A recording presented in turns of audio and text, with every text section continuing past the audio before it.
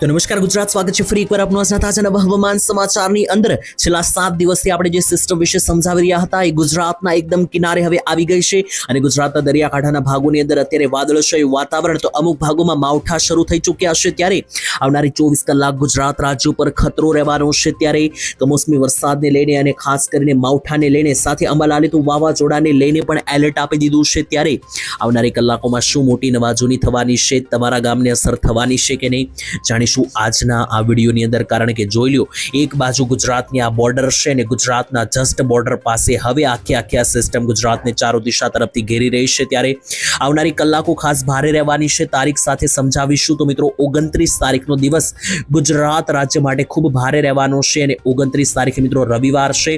તો 29 તારીખને રવિવાર વહેલી સવારથી લઈને સાંજના રાત્રિના 12 વાગ્યા સુધી ગુજરાતમાં હાઈ એલર્ટ રહેશે અને માત્ર 29 તારીખને, ત્યાર પછી 30 અને 31 તારીખે પણ ભારે વરસાદની સંભાવના છે. ત્યારે ગુજરાતવાસીઓ રવિવારના દિવસે જો બહાર જવાનો કોઈ પણ પ્રકારનો પ્લાન હોય તો કેન્સલ કરી દેશો. કારણ કે આખા ગુજરાતની અંદર આ જે સિસ્ટમ મેં તમને સમજાવી એના કાળા ડિબાંગ ગાઢ જે વાદળો છે તે લગાતાર હવે જોઈ લો તો હવે એકદમ બોર્ડરે પહોંચી ગયા છે અને હવે આજની રાત ઉતરશે એટલી વારમાં તો મિત્રો આ વાદળો જે છે તે ગુજરાત ઉપર ધમરોળી નાખશે. ત્યારે કયા ભાગને આની વધારે અસર થશે, કયા ભાગમાં ખૂબ જ વધારે માઠા નુકસાનો થવાના છે, તે બધી વાત જાણવાના છે આજના વિડીયોની અંદર. હવામાન વિભાગે પણ ખાસ હાઈ એલર્ટ જાહેર કરી દીધું છે. હવામાન વિભાગે જે નકશાઓ જાહેર કર્યા છે તે અનુસાર ગુજરાતના ભાગોની અંદર હાઈ એલર્ટ જાહેર કરી દેવામાં આવ્યું છે. અંબાલાલ પટેલ જેવા નિષ્ણાંતોએ તો મિત્રો આવનારા 7 થી 8 દિવસ માટે એલર્ટ આપી દીધું છે અને અંબાલાલે કહી દીધું છે કે ગુજરાત રાજ્યની અંદર આવનારી કલાકોની અંદર જે છે તે ભારે પવનો અને વાવાઝોડા જેવા પવનો પણ ફૂંકાઈ શકે, તો એ પણ ખેડૂતોએ તૈયારી રાખવી. અને મિત્રો લાંબા સમયથી જે સિસ્ટમ કે જે વેસ્ટર્ન ડિસ્ટર્બન્સની સિસ્ટમ આગળ વધી રહી હતી એ સિસ્ટમ હવે આ રીતના આગળ વધીને ગુજરાત નજીક આવી ગઈ છે અને હવે આવનારી 24 કલાકની અંદર આખા ગુજરાતમાં ભર ઉનાળે જે છે તે ફરી એકવાર માવઠાનો ખૂબ જ ભારે અતિ ભારે રાઉન્ડ જે છે તે મિત્રો જોવા મળવાનો છે. ત્યારે આ રાઉન્ડ જે મિત્રો જોવા મળશે તેની અંદર તમારા ગામની અસર થશે કે નહીં એ આપણે જાણીશું આજના વિડીયોની અંદર. કારણ કે આ વિડીયોની અંદર આપણે ગામના નામ સાથેની જે છે તે મિત્રો માહિતી મેળવવાના છે, જેથી તમને ખ્યાલ આવે કે તમારા ગામની અંદર જે છે તે મિત્રો કઈ પ્રકારની અસરો જોવા મળશે. અને ખાસ ચાલો જાણીએ તો ગુજરાત રાજ્યની અંદર હવે આવનારી કલાકોની અંદર ભારે ગાજવીજ સાથે વરસાદો તૂટવાના છે. તો ચાલો હવે શરૂ કરીએ. એક પછી એક દરેક ગામની નામની સાથે માહિતી મેળવવાની છે અને જે નકશાઓ અને જે ફોટા બહાર પાડવામાં આવ્યા છે તેના વિશે પણ જાણવાના છે. પરંતુ એની પહેલા હું તમને આખી સિસ્ટમ સરળ ભાષામાં ગુજરાતી ભાષામાં જણાવી આપું, સમજાવી આપું, જેનાથી તમને ખ્યાલ આવે. આ સિસ્ટમ વિશે મિત્રો છેલ્લા 8 થી 9 વિડીયોમાં આપણે વાત કરી રહ્યા છે અને આ લાઈવ અહીં મિત્રો આ સિસ્ટમ આખી ગુજરાત ઉપર અત્યારે આકાર બનાવી રહી છે. મિત્રો આ પીળા સર્કલની અંદર ગુજરાત રહેલું છે અને એકદમ ગુજરાતની પાસે મિત્રો જે આ સફેદ ભાગ તમે આ જોઈ રહ્યા છો આ એ જ સિસ્ટમ છે કે મિત્રો જે સિસ્ટમ લાંબા સમયથી ગુજરાતની દિશા પકડીને બેઠી હતી અને હવે આવી ગઈ છે એકદમ ગુજરાત બોર્ડરે. અને આવનારી ગણતરીની કલાકોની અંદર આવનારી 12 થી 24 કલાકની અંદર ગુજરાતને ધમરોળશે આ સિસ્ટમ. સૌથી પહેલા જે છે મિત્રો જોઈ લો, આ જે વાદળો છે તે આ રીતના એન્ટ્રી લેશે એટલે સૌથી પહેલા સૌરાષ્ટ્ર કચ્છને અસર કરશે, જેમાં સૌરાષ્ટ્રના દરિયાકાંઠે અને કચ્છ લાગુના વિસ્તારોમાં તો હાઈ એલર્ટ પણ આપી દેવામાં આવ્યું છે કે જેનાથી કયા ભાગમાં એલર્ટ છે, હવામાન ખાતા એલર્ટ આપ્યું છે કે નહીં એ જાણીએ આ વિડીયોમાં. પરંતુ આ સિસ્ટમ જે છે તે મિત્રો પહેલા જે છે તે આ બાજુ આ જે અરબ સાગરનો પટ્ટો છે ત્યાંથી સૌરાષ્ટ્ર કચ્છની અંદર એન્ટ્રી લેશે, અહીંયાથી પણ ઊંડી ઉતરશે તો મધ્ય ગુજરાત, ઉત્તર ગુજરાત તરફ પણ આગળ વધશે અને આખા ગુજરાત ઉપરથી આ રીતની પસાર થશે. અને જ્યારે ગુજરાત ઉપરથી પસાર થતી હશે ત્યારે એટલે કે ગુજરાત ઉપર 29 અને 30 તારીખે જ્યારે આ સિસ્ટમ પસાર થશે ત્યારે ભારે અતિ ભારે કાળા ડિબાંગ વાદળો આકાર લેશે અને ગુજરાત રાજ્ય ઉપર ભર ઉનાળે ગરમીમાં રાહત આપવા આવશે માવઠા. એક બાજુ ગરમીથી રાહત મળશે, બીજી બાજુ ખેડૂતોના પાકને પણ માઠા નુકસાન થવાની ભીતિ છે. તો ચાલો જાણીએ કે શું છે આખી અપડેટ, કયા ભાગોની અંદર એલર્ટ છે. તો જોઈ લો મિત્રો, હવામાન ખાતાએ જે છે તે 2 દિવસ માટેનો નકશો જાહેર કરી દીધો છે, જેમાં ખાસ 29 તારીખનો અને 30 તારીખનો જે નકશો બહાર પાડી દેવામાં આવ્યો છે તેના વિશે ડિટેલમાં લઈએ માહિતી. પહેલા 29 તારીખની વાત કરીએ તો 29 તારીખ અને રવિવાર આખા ગુજરાતની અંદર જે છે તો મિત્રો 50% ગુજરાતની અંદર એલર્ટ જાહેર કરી દેવામાં આવ્યો છે અને બાકીના 50%ના ભાગોમાં પણ કોઈ પણ પ્રકારની રાહત રહેવાની નથી. કારણ કે લાઈવ તમે જોઈ શકો 29 તારીખનો જે આ મેપ છે તેની અંદર ખાસ સૌરાષ્ટ્રના જે દરિયાકાંઠાના વિસ્તારો છે જેમ કે રાજકોટ, સુરેન્દ્રનગર, મોરબી, જામનગર, દેવભૂમિ દ્વારિકા, પોરબંદર, ઉપર જોઈએ તો કચ્છ, બનાસકાંઠા, બનાસકાંઠા, પાટણ, મહેસાણા અને સાબરકાંઠા આ જિલ્લામાં આવતા તમામ તાલુકાવાસીઓ થઈ જજો સાવધાન. જો તમારો તાલુકો આ જિલ્લામાંથી કોઈ પણ જિલ્લામાં આવે છે તો સાવધાન, કારણ કે યેલો એલર્ટ જાહેર કરી દેવામાં આવ્યો છે. મેઘ ગર્જના સાથેના વરસાદો આ ભાગોની અંદર જે છે તે મિત્રો ભારે ભૂક્કા બોલાવી શકે, તો સાવચેતી રાખવી. બીજા નંબર ઉપર નીચે પણ મિત્રો જોઈ લો તો મધ્ય ગુજરાત, દક્ષિણ ગુજરાત અને સૌરાષ્ટ્રના ભાવનગર, અમરેલી સહિતના ભાગોમાં પણ ગ્રીન એલર્ટ છે. અને ત્યાર પછી 30 તારીખે પણ મિત્રો જોઈ લો ઉત્તર ગુજરાત અને કચ્છ ઉપર ભારે વરસાદની ભીતિ સેવાઈ રહી છે, કારણ કે અહીંયા મિત્રો જોઈ લો લાઈવ જે અપડેટ આપવામાં આવી છે તે અનુસાર આવનારી 36 કલાક ગુજરાત ઉપર ખૂબ ભારે રહેવાની સંભાવના, કારણ કે આગામી 36 કલાકની અંદર ગુજરાત ઉપર જે સૌથી ખતરનાક સિસ્ટમનો ડર હતો એ સિસ્ટમ આકાર લેવા જઈ રહી છે અને આખા ગુજરાતને ઘેરશે. બીજા નંબરે અંબાલાલ પટેલે પણ કેટલીક આગાહી કરી છે, તેના ઉપર આવી અને વાત કરીએ તો અંબાલાલ પટેલે મિત્રો આ સિસ્ટમને લઈને આગાહી કરી છે અને તારીખો સાથેની પણ વાત કરી છે. તેના વિશે જાણીએ તો અંબાલાલ પટેલે જે માહિતી આપી છે, અંબાલાલે કહી દીધું છે કે ખાસ ગુજરાતમાં 28 તારીખથી જે સિસ્ટમ એન્ટ્રી લેશે તેને કારણે આવનારી કલાકોમાં ગુજરાતમાં વાવાઝોડા જેવા પવનો ફૂંકાવાની ભીતિ છે. વાવાઝોડાની અસરો પણ જોવા મળી શકે અમુક ભાગોમાં, તો ખેડૂતોએ પ્રકારની તૈયારી રાખવી, સાવચેત રહેવું. અને બીજી બાજુ જે છે તે 4 થી 5 તારીખ સુધી પણ મિત્રો સિસ્ટમની અસરો જોવા મળી શકે, તો એ પ્રમાણે પણ ખેડૂતોએ ખેતીની તૈયારીઓ કરી રાખવી. બીજા નંબરે અંબાલાલે જે અપડેટ આપી છે તે મુજબ જાણીએ તો અંબાલાલે મિત્રો આવનારો જે ચોથો મહિનો છે એપ્રિલ મહિનો, તો આજે ચોથા મહિનાને લઈને અને એપ્રિલ મહિનાને લઈને પણ કેટલીક માહિતી આપી દીધી છે કે આવનારા મહિનામાં પણ ખેડૂતોને આ માવઠા જે છે તે છોડવાના નથી. લગાતાર માવઠા ગુજરાતમાં જોવા મળશે. એમાં પહેલું માવઠું 5 તારીખ આસપાસ, બીજું માવઠું 15 તારીખ આસપાસ જોવા મળશે. આવનારા મહિનાને લઈને ચોથા મહિનાને લઈને અંબાલાલે સૌથી ઘાતક આગાહી જે છે તે કરી છે.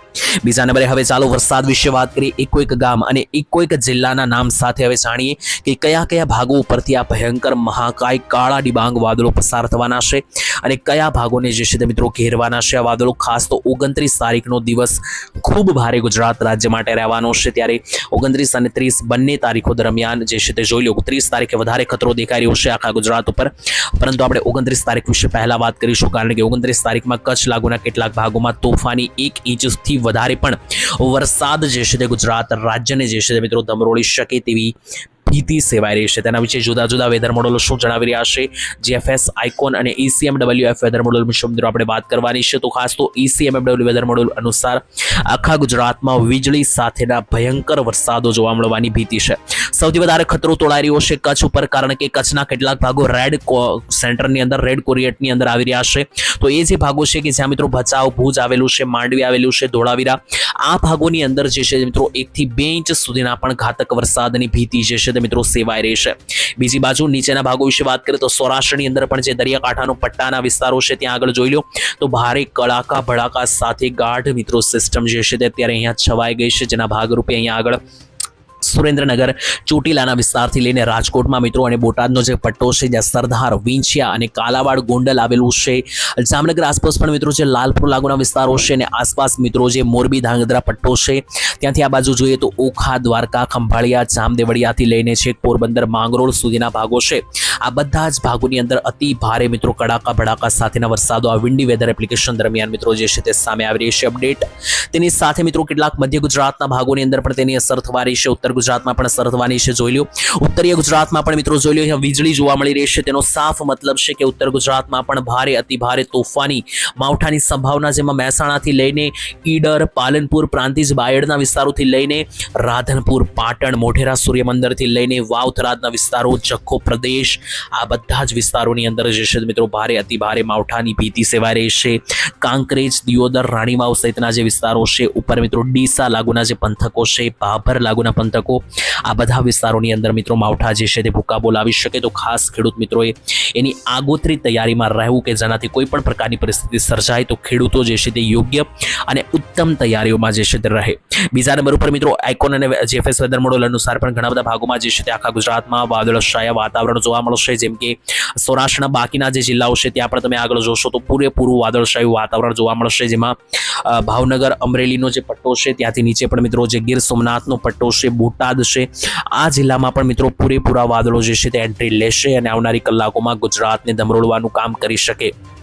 મધ્ય ગુજરાતની વાત કરી લઈએ તો મધ્ય ગુજરાતનો પણ જે આ ભાગ છે તેની અંદર ખાસ મિત્રો વાદળોની એક્ટિવિટી જોશો તો ભયંકર જોવા મળી રહી છે. પહેલા તો જે ડાબી બાજુના જે પંથકો છે જેમ કે વિરમગામ થઈ ગયું, અમદાવાદ, ધોળકા, નડિયાદ, આ ભાગોની અંદર વધારે કાળા ડિબાંગ ગાઢ વાદળો છે, જ્યારે જમણી બાજુના ગોધરા, દાહોદ, લુણાવાડા લાગુના વિસ્તારોમાં ઓછા વાદળો છે.